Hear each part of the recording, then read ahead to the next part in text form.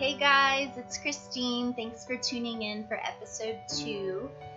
Today we're going to discuss something that I call the tiny bag dilemma. And before I jump into the details of that, I wanted to backtrack to when I went on my very first medical mission trip. And that was right around the time that I started pharmacy school. And just within those 4 years, I had volunteered and or coordinated over 25 medical mission trips, and that was all over the world. I went to Mexico several times, Honduras, Senegal, Panama, and Costa Rica.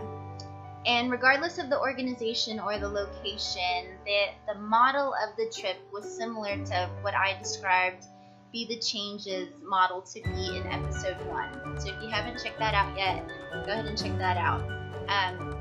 Trip after trip, I was absolutely blown away by how thankful our patients were for the services that we were providing, the free medication we were providing. But as I dispensed the medication to these patients, I was a little bit confused at the quantities that we were giving. Yeah, for patients with infections, it makes sense. 7 to 14 days, you're typically done taking your antibiotics. Patients with a headache, you just need that as needed. Cold, cough, allergies, okay, all of that makes sense. But then when we're dispensing medications for our chronic disease patients, like people with hypertension, which is high blood pressure, or diabetes, those are medications that our patients have to take every single day.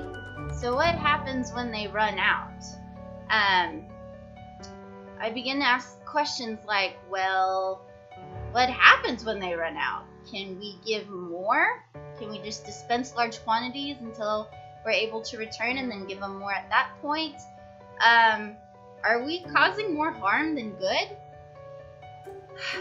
These are all questions that I ask myself pretty often. So stay tuned. We'll explore these questions together, and you'll start to see how one question led to another and how the answers to these questions clearly started to point to a new way that we can approach our outreach. So until then, y'all, thanks.